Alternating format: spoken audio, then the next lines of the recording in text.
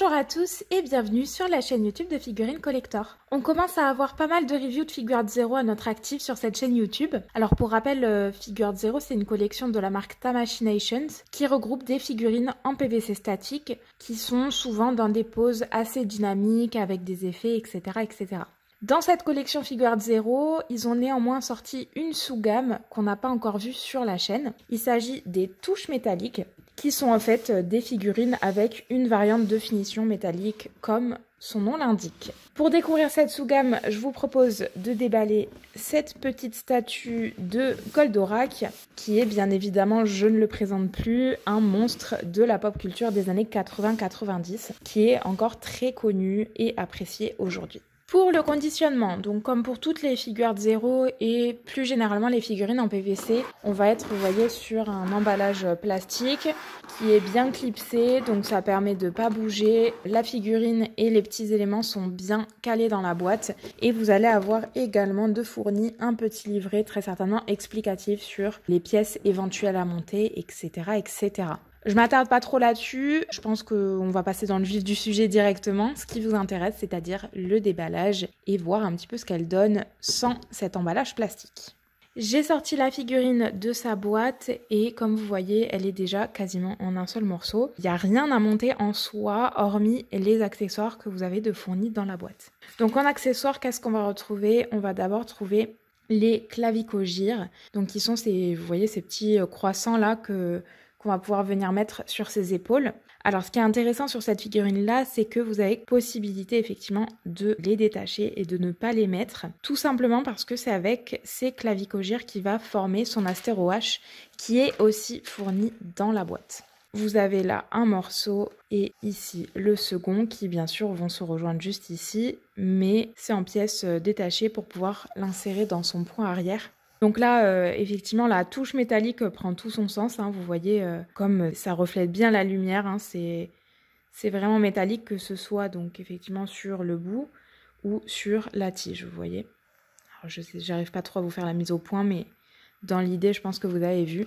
On va également retrouver cette touche un petit peu métallique un peu partout sur la figurine.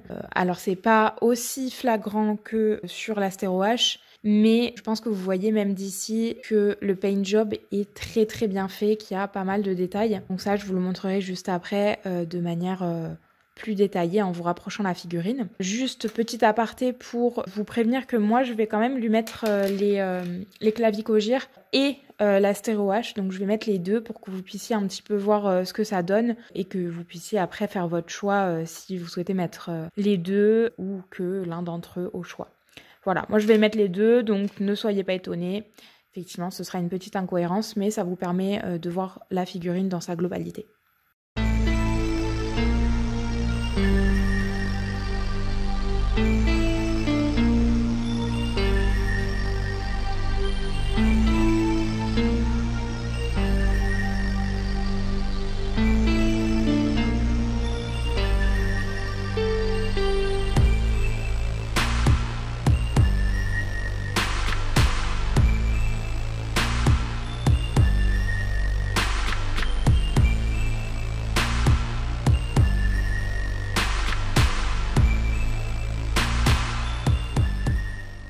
Avant de regarder les détails de la figurine, je vous propose maintenant qu'elle est montée de regarder ses dimensions. On commence par le côté le plus haut, c'est pour ça que je l'ai tourné. Et on va atteindre, vous voyez, les 32 cm et demi à peu près. Donc un petit peu plus de 32 cm. Donc ça c'est avec l'Astéro H, hein, comme vous l'avez vu. Et je vais vous mesurer 100. Je pense que c'est au niveau des doigts que ça va se passer. Et on va atteindre presque 22 cm sans Astéro H. C'est a priori le côté, l'endroit le plus haut. Donc vous voyez, hein, l'Astéro H, elle rajoute quasiment une dizaine de centimètres à peu près. Je vais prendre la largeur. Donc je vais essayer de me caler vraiment du côté le plus long. Et on va monter, voilà, à peu près juste ici. Donc on en a pour 23 cm environ pour la largeur. Et enfin, pour la profondeur, c'est à peu près à ce niveau-là que ça va se passer. Bon, c'est un peu approximatif, hein, comme vous voyez là. On va se caler comme ça. un peu approximatif, hein. On va être entre 24-25 cm, ça dépend vraiment comment vous la prenez.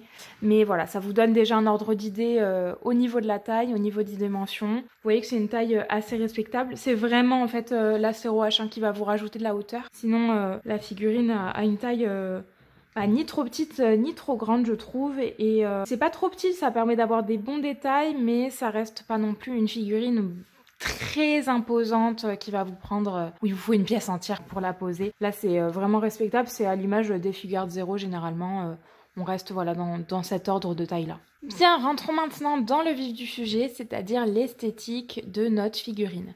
On reconnaît bien qu'on est sur de Figuarts Zero, hein. On va être vraiment sur une figurine qui est super dynamique avec les attributs de Goldorak, donc le personnage est déjà reconnaissable mais encore plus via ses attributs. On va retrouver donc son Astero H comme je vous ai montré tout à l'heure et donc il va prendre cette pose un petit peu triomphante, il a l'air en plein combat, prêt à lancer son Fulgure au poing et surtout il piétine donc un Golgoth. Ici ça a l'air d'être le Golgoth numéro 2 si je dis pas de bêtises, donc Goru Goru, qui est, vous le voyez, très mal en point, qui vient de se faire terrasser par Goldorak et donc qui est tout cassé.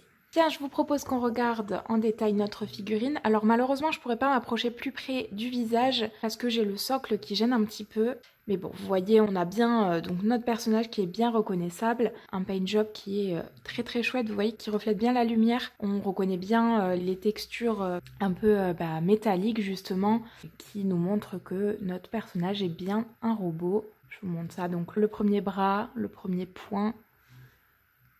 Je vous descends au niveau des jambes, donc la première jambe ici qui se tient sur un sol rocailleux et puis on va avoir notre Golgoth juste à côté, donc comme je vous le disais, complètement cassé, complètement vaincu. On va avoir des petits détails, vous voyez ici un petit peu partout d'usure, de métal qui a été cassé avec les câbles visibles en dessous.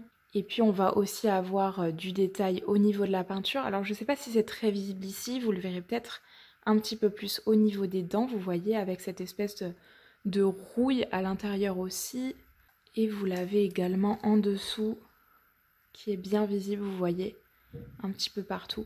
Donc très très sympa, hein, je trouve le sculpt vraiment très très chouette, avec ces fissures un petit peu partout, il n'y a rien qui a été oublié. On va ensuite avoir donc notre Astero H. Alors, ce que j'ai pas dit non plus, c'est que, je pense que vous l'avez remarqué, on a des perspectives qui sont un petit peu forcées sur cette figurine, avec vraiment des proportions parfois, on va dire, exagérées. C'est vraiment grandes jambes et c'est aussi flagrant au niveau de justement de l'Astero H. Parce que on voit tout de suite que les bouts de l'Astero H sont beaucoup plus grands que les clavicogyres, qui sont censés être juste ce qui est utilisé voilà, pour créer justement cet Astero H. Bon, en même temps, s'ils avaient utilisé les mêmes pour faire la hache, on aurait eu une hache, j'admets, peut-être un petit peu pathétique, si je puis me permettre. Donc voilà. Donc une figurine très très chouette, hein, digne des Figuarts Zero. C'est du PVC, mais ça rend très très bien. C'est de la qualité, je trouve. Non, vraiment, je trouve pas grand chose à lui redire, hein. Elle est très très sympa. Voilà donc pour cette review, j'espère que vous avez apprécié découvrir cette figurine avec moi. Si jamais vous êtes intéressé pour la commander, vous trouverez le lien vers le produit dans la description, évidemment comme d'habitude. N'oubliez pas de nous laisser un petit commentaire, un petit like sur la vidéo et surtout, pour ne rien manquer de nos prochaines vidéos, eh bien abonnez-vous à notre chaîne YouTube. Moi, je vous laisse là, je vous dis à la prochaine et passez une très bonne soirée.